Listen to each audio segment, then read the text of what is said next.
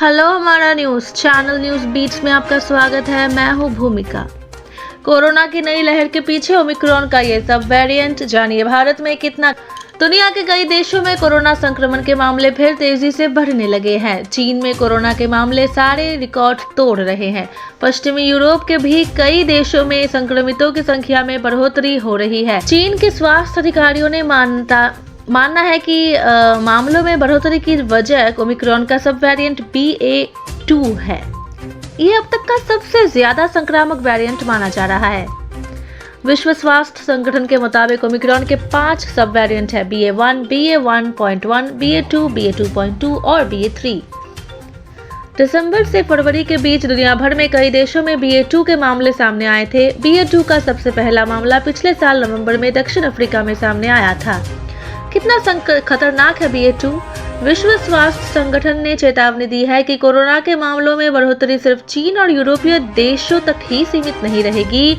दुनिया में फिर से कोरोना संक्रमितों की संख्या में बढ़ोतरी के लिए अमेरिकी वैज्ञानिक एरिक टोपोल BA.2 के ज्यादा संक्रामक और इसमें इम्यूनिटी को चकमा देने की बात को जिम्मेदार मानते हैं। वहीं अमेरिका के पूर्व राष्ट्रपति बराक ओबामा की मेडिकेयर टीम के हेड रहे एंडी स्लेविट ने ट्वीट कर कहा कि जिस तरह से यूरोपीय देशों में कोरोना के मामले बढ़ रहे हैं, उसकी वजह से कुछ हफ्तों में अमेरिका में भी केस बढ़ सकते हैं। WHO के पूर्व महामारी विशेषज्ञ प्रोफेसर एंड्रियन एस्टरमैन ने ट्वीट कर कहा कि BA.1 की तुलना में BA.2 1.4 गुना ज्यादा संक्रामक है। उन्होंने बताया कि BA.1 का रिप्रोडक्शन नंबर 8.2 है तो BA.2 की RO वैल्यू 12 है। RO वैल्यू से ही पता चलता है कि कौन सा वेरिएंट कितना संक्रामक है। BA.2 से संक्रमित व्यक्ति कम से कम 12 लोगों को संक्रमित कर सकता है। क्या भारत में भी आएगी चौथी लहर? IMA कोच्चि में रिसर्च सेल के हेड डॉक्टर राजीव जयदेवन ने बताया कि भारत में चीन उलट जबरदस्त हाइब्रिड इम्यूनिटी है। उन्होंने कहा कि पिछले साल दूसरी लहर आई थी और उसके बाद वैक्सीनेशन भी तेजी में हुआ। इससे लोगों में इम्यूनिटी बढ़ गई है, इसलिए भारत में चीन की तरह मामले नहीं बढ़ रहे हैं।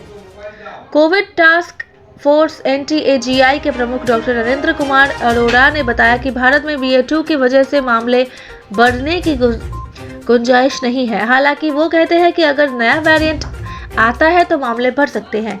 डॉक्टर अरोड़ा ने बताया कि तीसरी लहर में 75% से ज्यादा मामले BA.2 के थे। डॉक्टर अरोड़ा IIT कानपुर के उस अनुमान को भी त्रुटिपूर्ण मानते हैं जिसमें 22 जून तक भारत में चौथी लहर आने की बात कही गई थी।